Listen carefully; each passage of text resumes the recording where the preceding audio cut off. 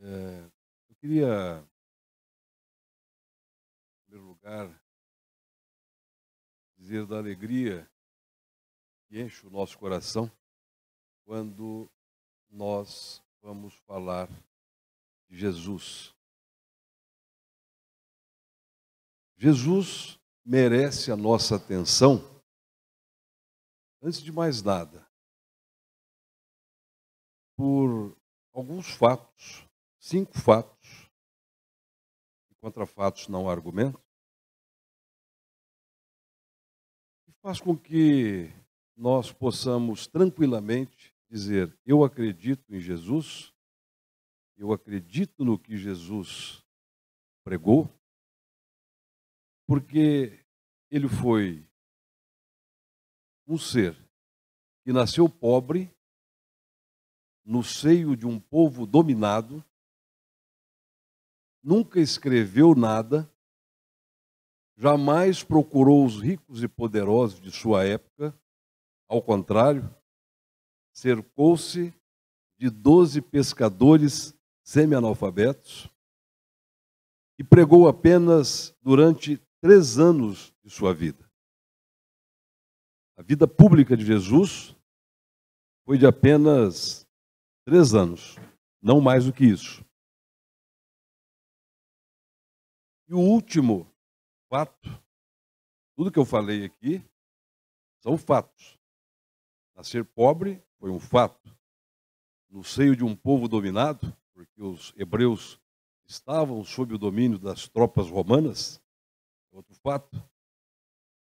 Cercar-se de pescadores semi-analfabetos, outro fato. Não ter escrito nada, outro fato. E 3 anos de pregação. Tem gente que prega a vida inteira e um dia depois que ele se vai deste mundo, ninguém nem lembra do que ele falou. Esse foi o argumento que eu sempre utilizei em todas as vezes em que alguém perguntou: mas por que você acredita em Jesus? São aquelas pessoas que acreditam que Jesus é um marqueteiro, que Jesus era uma pessoa que tinha algo de especial, mas não divino. E nunca obtive qualquer contra-argumentação que derrubasse estes fatos. Exatamente por uma razão, porque são fatos e contra fatos não há argumentos. Então, o tema do nosso bate-papo aqui hoje é o desapego. O desapego. O desapego do quê? Dos bens materiais, das coisas, da forma de vida, mesmo das pessoas, porque as pessoas que nos cercam não são propriedade nossa. Os nossos filhos, pais, irmãos, amigos, amigas queridas, são únicos e tão somente companheiros de jornada. Tudo passa. Como dizia o Chico Xavier, tudo passa. Isto também passará. Seja um momento bom, seja um momento ruim, tudo passa. Além de nós acreditarmos em Jesus, porque em diversas oportunidades ele não perdeu a chance de pregar o desapego, Kardec estampou uma máxima quando, já de início na codificação da doutrina espírita, recebendo de mais alto as orientações de espíritos preparados para essa missão difícil, ele estampou: a forma nada vale, o pensamento é tudo. Essa é uma frase simples, né? Despretensiosa, mas nós vamos ver que isso tem muito a ver com o desapego. Esta frase, este pensamento de Kardec, está em absoluta consonância, na mais absoluta consonância com o que pregou Jesus, o meigo rabi da Galileia. Aquele que nós devemos estudar sem parar. A nossa vida física, ela é uma forma, nada mais do que forma. O que vai ficar, o que nós levaremos conosco, é único e tão somente os pensamentos, as experiências, as alegrias, as tristezas, os acertos, os desacertos, os arrependimentos. Por certo, levaremos arrependimentos. O arrependimento é um sentimento, não é uma sensação. Aí a gente tem que parar e perguntar o que é exatamente a diferença entre sensações e pensamentos. Há uma diferença. É importante que a gente estude, que nós nos questionemos, porque a nossa vida física, ela vai passar. Em algum momento, nós vamos estar conosco mesmo, diante da nossa consciência, da qual jamais fugiremos. Aliás, Emmanuel tem uma frase sobre a consciência. Ele disse que ninguém precisa se preocupar com o que o seu semelhante está fazendo, se é certo ou se é errado, porque Deus foi suficientemente sábio para colocar dentro de cada ser humano uma consciência, que é um tribunal, de onde ninguém jamais se evadirá, até que aí pague o último centavo da sua dívida. Guardemos isso. Ninguém se preocupe com o que o outro está fazendo. Ali, Deus colocou uma consciência. E essa consciência é o tribunal. Ninguém consegue enganar a si mesmo. Aquele que, de uma maneira ou de outra, se preocupa com as formas, ele está dando muito mais valor, às vezes, às formas, do que às experiências, aos sentimentos, aos pensamentos. E o que é, em última análise, a vida do espírito desencarnado? Todo mundo aqui já se perguntou como será viver lá do outro lado? Como será viver lá no mundo espiritual, no plano espiritual, no mundo dos espíritos, no mundo invisível? Todos nós já fizemos essa pergunta. Então é importante que nós tenhamos inteligência, que nós aliemos essa inteligência ao sentimento que Jesus nos traduz de amor e que nós possamos buscar a perfeição, mas buscaremos a perfeição nos questionando o tempo todo. Sensações são tudo aquilo que vem para nós através dos 5 sentidos: a visão, a audição, o paladar, o tato, o olfato. Nós percebemos o mundo através de sensações. Então, a expressão sensacional, o que é? Alguma coisa que nos enche de sensações. Como, por exemplo, a montanha-russa. A montanha-russa nos traz emoções fortes, nos traz emoções vivas, nos traz sensações. O sentimento, ele não vem pelos órgãos físicos. Os sentimentos são a alegria, a tristeza, o ódio, a paz, a inveja, o amor, a saudade. Isso nós sentimos dentro da alma. Nós não sentimos com os nossos sentidos físicos.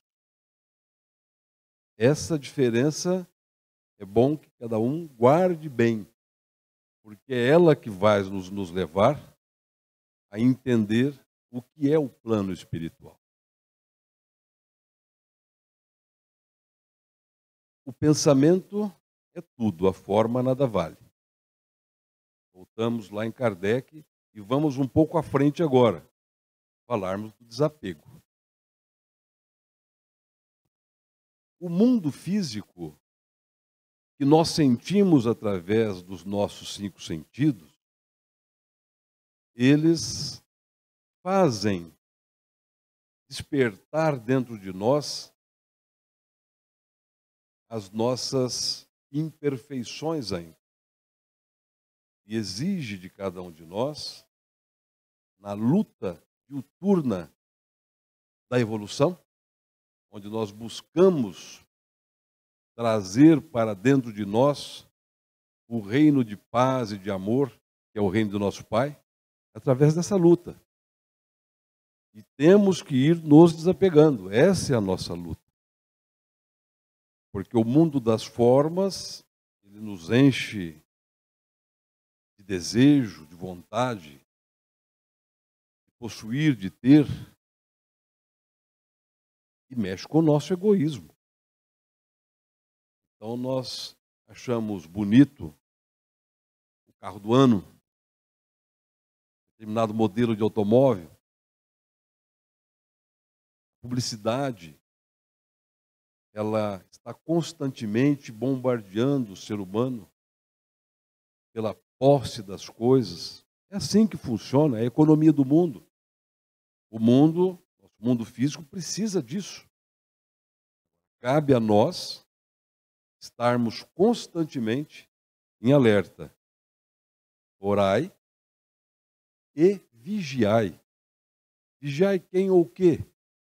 Vigiai a vós mesmos. Nós temos que nos vigiar o tempo todo para que nós saibamos exatamente que sentimento temos dentro de nós e buscarmos o desapego constantemente. Desapego a pessoas que têm um apego imenso com coisas, guardam as coisas, quinquilharias, durante anos e anos, se apegam com determinadas lembranças de entes queridos que já se foram, amigos que não estão ali. Evidentemente que cada um tem os seus limites, mas devemos sempre racionalizar e ver qual a utilidade daquilo. E aí nós encontramos algumas pessoas que são pessoas esquisitas, não têm apego, se liberam de tudo, abrem mão de si mesmo em favor dos outros, renunciam a si mesmos. Chico Xavier, Irmã Dulce, Madre Teresa de Calcutá, são apenas alguns exemplos, Gandhi, de espíritos que aqui na carne nos deram demonstração de desapego. O Chico, em vários momentos, deu demonstrações de desapego, o tempo todo, a todo momento.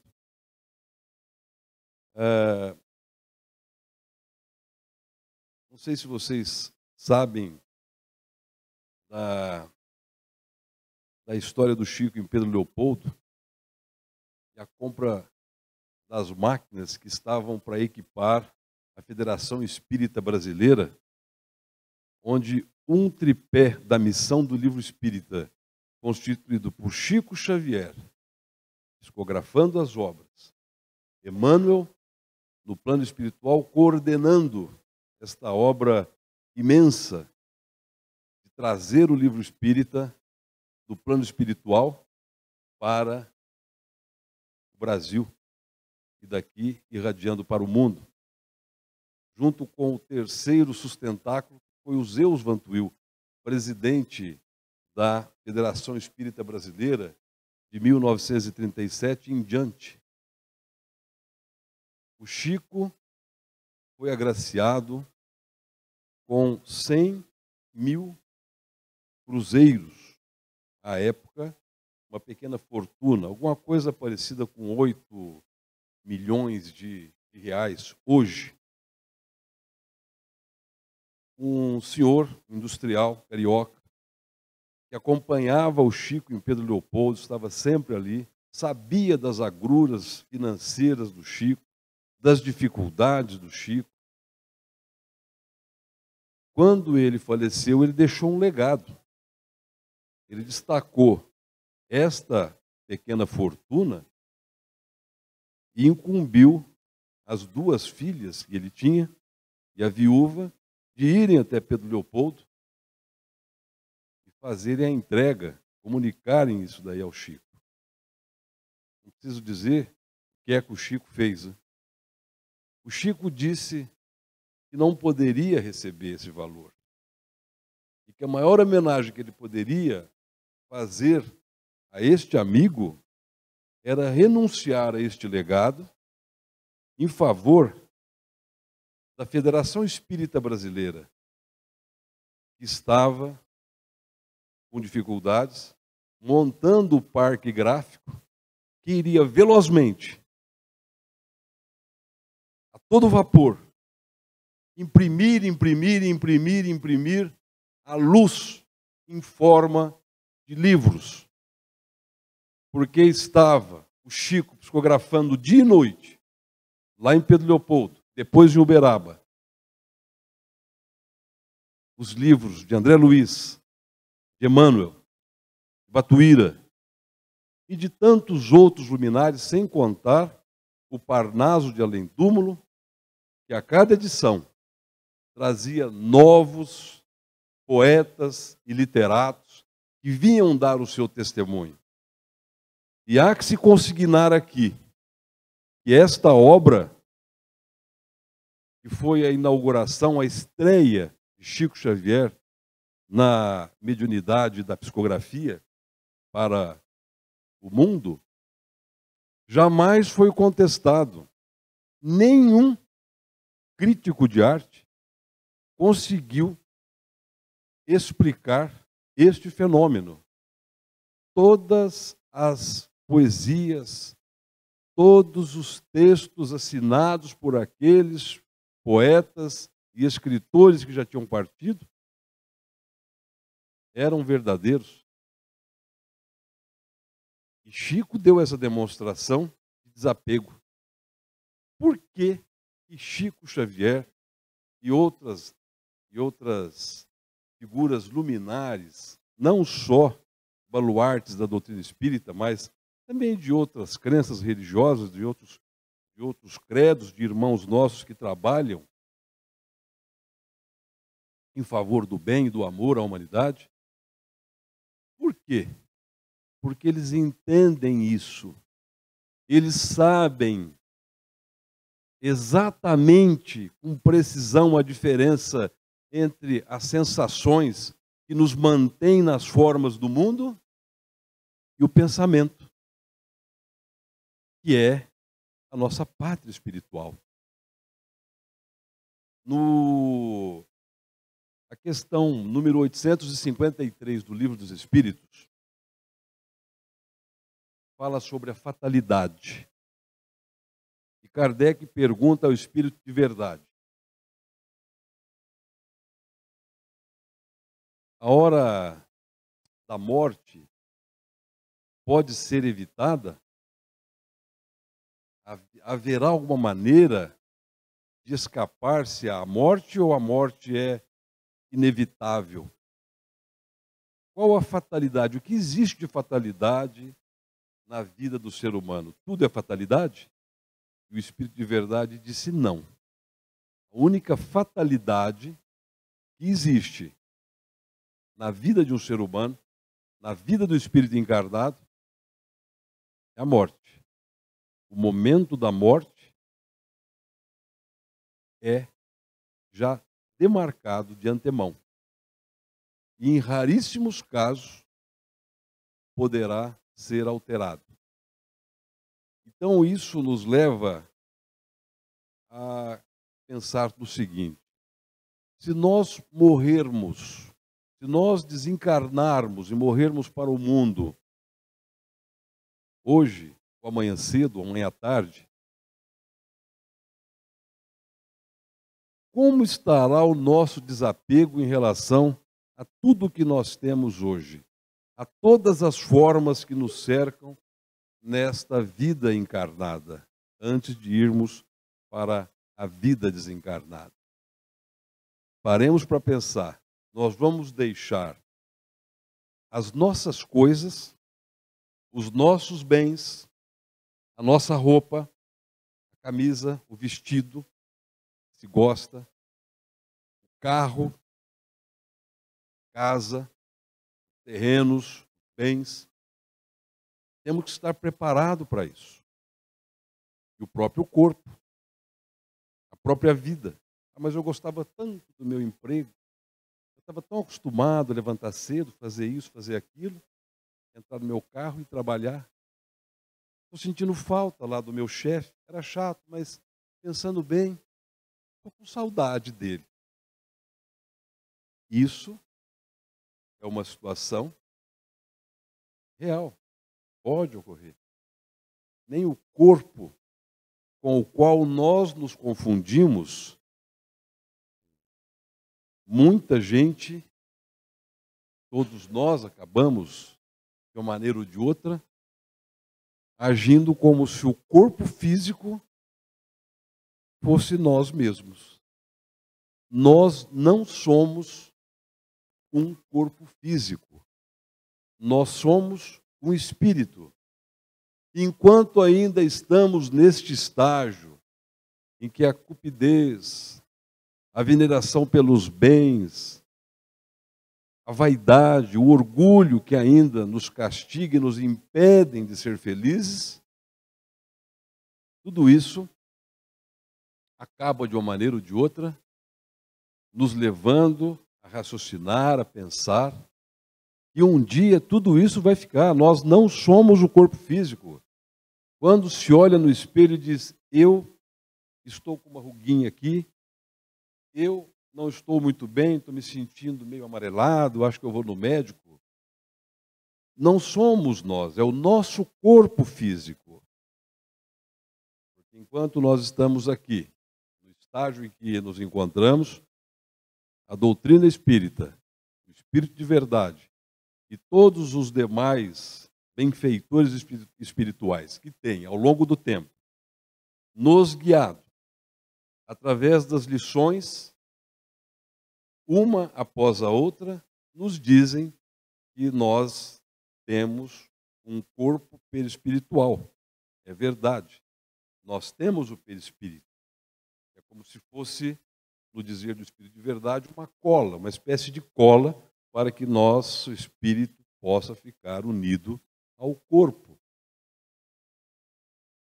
Quem estudou um pouco de biologia vai entender que o corpo humano começa a surgir com o espermatozoide e o óvulo, desenvolve-se em mórula, blástula, o embrião, feto. O espírito, segundo Missionários da Luz, descreve esse processo, onde André Luiz relata o que ocorre na gravidez. Cada célula física vai sendo implantada com um duplo etéreo de uma célula do corpo perispiritual. E isso só vai se desfazer, esses laços só vão se desfazer lá, na desencarnação. Então, será que o espírito vai ter sempre este corpo perispiritual? Não. Nós temos as notícias ainda um pouco incompreensíveis para nós, mas já sabemos, é uma verdade. Existem os espíritos puros, aqueles que já evoluíram. Nós vamos chegar lá em algum momento. Estes espíritos puros, eu tive pensando, Eu estudei engenharia, embora não tenha exercido a profissão, eu fui para outro lado. Eu sou advogado, mas eu vi muita coisa lá na Unicamp, onde eu fiz engenharia civil. E eu me lembro, nunca mais esqueci, da definição de ponto geométrico que foi dado por Euclides. Então, da geometria euclidiana, Euclides definiu o ponto como sendo o ente geométrico, despido de quaisquer dimensões. Ele não tem altura, não tem largura, não tem profundidade, nem volume, nem área. Ora, há um paralelo enorme entre a definição de ponto, segundo Euclides, e a definição de espírito, segundo o espírito de verdade, na codificação kardeciana, do espírito puro. Há um paralelo entre o ente geométrico ponto e o espírito puro. Então, nós, um dia, como espíritos, seremos assim, mais ou menos como um ponto, algo que não tem dimensão alguma, não temos nenhuma relação com o mundo material. Mas, no momento, no estágio evolutivo em que nos encontramos, ainda precisamos da forma do corpo físico. Precisamos da forma de tudo que nos cerca para que nós permaneçamos aqui. Há que ter um equilíbrio. E os romanos, que mais desenvolveram o direito, diziam que virtus in medius est. A virtude está no meio. Isso é uma grande verdade, porque isso é o equilíbrio. Tudo que nós fizermos, devemos fazer com equilíbrio, porque se nós caímos muito para um lado, nós erramos, colhemos consequências. Se nós pendemos muito para o outro lado, também erramos, colhemos consequências. Ou seja, se nós acumulamos muito, nos apegamos muito, nós vamos estar desequilibrados e vamos colher consequências nefastas. Não há dúvida disso. Se nós também desapegamos lá para o outro lado e ficamos totalmente desapegados, nós vamos chegar a um ponto que vamos nos tornar um peso para as pessoas que estão em torno de nós. Nós não vamos ter nada. Então, nós precisamos estar no equilíbrio. Então, o desapego, ele deve existir. E devemos estar sempre observando como lidamos com isso. Porque aquele que se apega muito sofre. Aquele que se apega demais sofre. Apego com as pessoas. Vamos ver o que acontece com o apego com as pessoas. Às vezes nós vamos em alguns velórios, em algumas cerimônias fúnebres, e observamos certas pessoas com um apego tão grande àquele irmão ou àquela irmã que está partindo, e confundem o corpo físico daquela irmã ou daquele irmão, de uma tal maneira que se desequilibram todo. Eu já vi pessoas se abraçarem lá no caixão, em choro convulso, desesperado, nada a consolava. E eu comecei a observar que o comportamento dessas pessoas é de um egoísmo fantástico.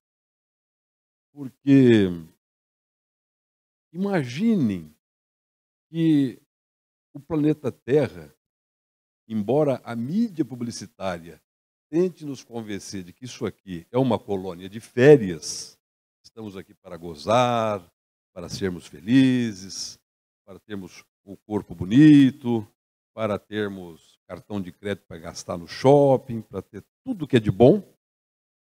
Na realidade, isso aqui é uma colônia penal.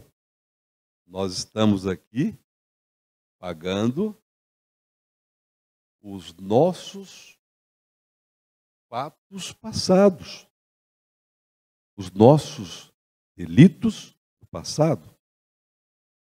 Então imaginemos que nós reencarnamos aqui, nascemos um bebê, vamos crescendo. É mais ou menos como lá na penitenciária, alguém entra na cela e começa a cumprir sua pena. Cumpriu 15 anos da sua pena, falta mais 10. Nesse momento, vamos supor que nós cheguemos naquela cela. Então, nós chegamos naquela cela, fazemos amizade com aquele companheiro de cela. Nos apegamos a ele. Puxa, até que cumpri a pena com ele aqui, não foi tão ruim, não está sendo tão ruim. Aí, de repente, chega o carcereiro e diz, olha, você aí, já deu sua pena, foi cumprida. Está aqui o seu alvará de soltura, você pode ir embora. Liberdade é sua. A hora que o outro sai com a malinha, indo embora, ele olha para dar o último tchau para nós que estamos ficando ali. O que acontece? Nós olhamos com aquele ar de Madalena arrependida e dizemos, e eu? Você vai me deixar aqui? O que será de mim aqui sozinho? Ora, isso é um egoísmo fantástico, porque aquela pessoa que esteve conosco ali, a quem nos afeiçoamos, mas acabamos nos apegando em demasia e nos leva ao desequilíbrio, nós nem percebemos. Você não pode ir embora, espera comigo aqui eu terminar minha pena, depois você vai, a gente sai junto. Seria justo? Não. Não seria justo, nós sabemos que não. O correto era nos desapegarmos e dizer, olha, ore por mim lá fora. Não se esqueça de mim nas suas preces, para que eu continue resgatando aqui o que eu tenho que resgatar da minha pena e que eu possa, assim que sair daqui, encontrar você num ambiente de liberdade, de alegria, e lá nós vivermos aquilo que nós vivemos aqui, a nossa amizade, o nosso afeto, o nosso carinho, melhor ainda, em liberdade. É mais ou menos isso que eu vejo, é mais ou menos isso que acontece quando as pessoas se apegam de uma tal maneira que esquecem que as pessoas têm liberdade. Nesse ponto, antes de nós encerrarmos nossa fala, nós notamos que Jesus, nesses apenas 3 anos de vida pública, ele em diversos momentos, ele nos deixou a lição. Desapeguem-se. Desapeguem-se. A parábola do rico, que diz, Senhor, tenho muitos bens, tenho cumprido as palavras dos profetas, tenho adorado a Deus, espero que um dia eu possa estar no paraíso. O que mais devo fazer para entrar no reino de Deus? Jesus então diz a ele, vai, vende tudo o que tens, abandona tudo e me segue. Abandona o patrimônio, abandona todos os bens materiais, abandona os teus entes queridos, a tua família, e vem comigo. E o jovem saiu triste, cabeça baixa. Pedro então disse, Senhor, ele ficou triste com as vossas palavras. Então Jesus disse, é pena. É mais fácil um camelo passar pelo fundo da agulha do que um rico entrar no reino dos céus. Vamos lembrar que Jesus falou para um povo de 2.000 anos atrás, e desde 4.000 anos já vinha com Moisés e os outros profetas adorando a Deus. Era um povo e, evidentemente, Jesus precisava pintar com cores fortes. Não se quer dizer que a pessoa deva abandonar tudo e sair por aí. Só os iluminados é que têm condição, efetivamente, de fazer isso sem qualquer trauma. O outro momento em que Jesus também pregou o desapego foi no óbolo da viúva. Enquanto os ricos, aqueles que tinham posse, colocavam algumas moedinhas ali, a viúva veio e colocou uma moedinha também pequenininha. E Jesus disse que aquela moeda ela estava se desapegando. Aquilo para ela era muito, era tudo que ela tinha. Os outros não. Os outros estavam dando daquilo que lhe sobrava. Os outros não estavam se desapegando. Aquilo estava sobrando. Não tem problema, pode ir. Mas a viúva deu um exemplo de desapego. Então tem várias e várias passagens em que nós percebemos que Jesus nos recomendou isso. Nos recomendou o desapego. E é isso que nós temos que colocar na nossa mente. Porque a única certeza da vida é a desencarnação. Não tem nada tão certo como a desencarnação.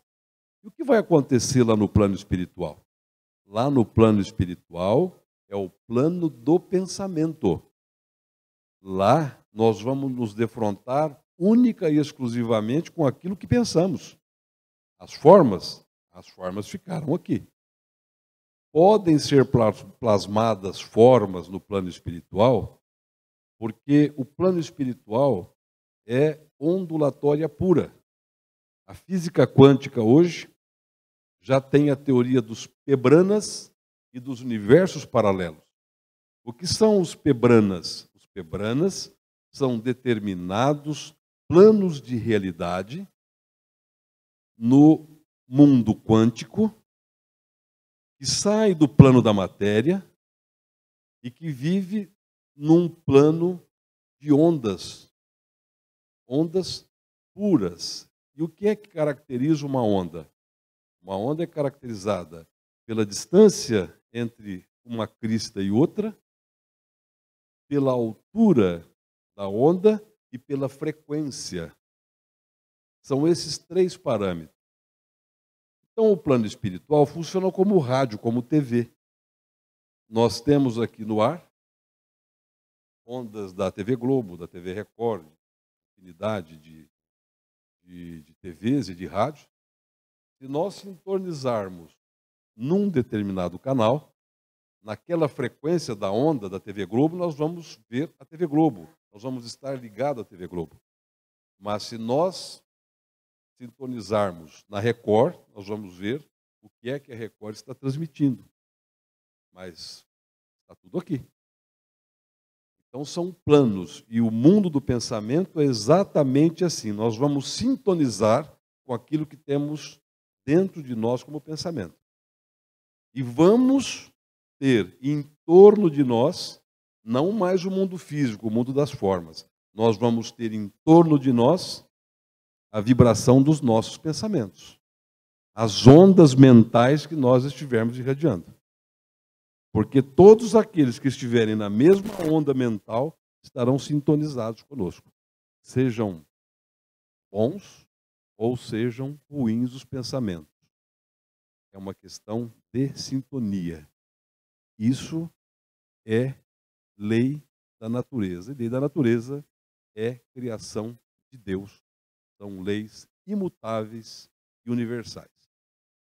Então, o que eu queria deixar bem patente é exatamente isso. Ou seja, vamos nos lembrar de que quem nos recomenda isso é Jesus. E Jesus, deixei o último ponto para dizer o último fato que faz com que Jesus mereça que acreditemos no que ele disse. Com todas essas questões, ter nascido pobre no seio de um povo dominado, cercado de pescadores semi-analfabetos, ter pregado durante apenas 3 anos de sua vida, não ter escrito nada. Se eu perguntasse para vocês, vocês apostariam quanto num indivíduo com essas qualificações, com esse currículo? Você está ficando louco. Não põe um centavo num cara desse. Pobre, está andando com uns mendigos aí, com os pescadores, os caras que não estão com nada. Nunca escreveu nada, quem escreveu? Nada. Não, você está louco. Pois eu estou falando do único homem, do único ser que passou por aqui e dividiu as eras humanas em antes e depois dele. Porque quando vocês vão no cartório, nos países católicos, como é o Brasil, Portugal, de origem católica, está lá. Aos tantos dias do nascimento de nosso Senhor Jesus Cristo, e a ciência e a história tem como um marco fatos históricos, como, por exemplo, o fim da Idade Média, 1453, com a tomada do Império, os turcos otomanos tomaram o Império Bizantino. Ali, naquele ano, então, cientificamente, termina a Idade Média e começa a Idade Moderna. E vai até quando? Até a queda da Bastilha, que é outro fato histórico. E assim vai, só fatos históricos. Só tem um ser que é marco da história, Jesus Cristo. E é este Jesus Cristo, nosso mestre, que iluminadamente nos recomenda o desapego, para que nós possamos ir nos acostumando com aquilo que fatalmente nós vamos enfrentar um dia, a nossa partida deste mundo das formas, a nossa partida do mundo das sensações, e vamos entrar no mundo do pensamento, que é a única coisa que nós vamos levar conosco. A única e verdadeira propriedade nossa serão os nossos sentimentos, os nossos pensamentos e as nossas ações, que estarão na nossa memória, serão os nossos pensamentos. Pensem nisso. Um dia, todos nós partiremos, como já partimos e retornamos várias vezes. Vamos aprender.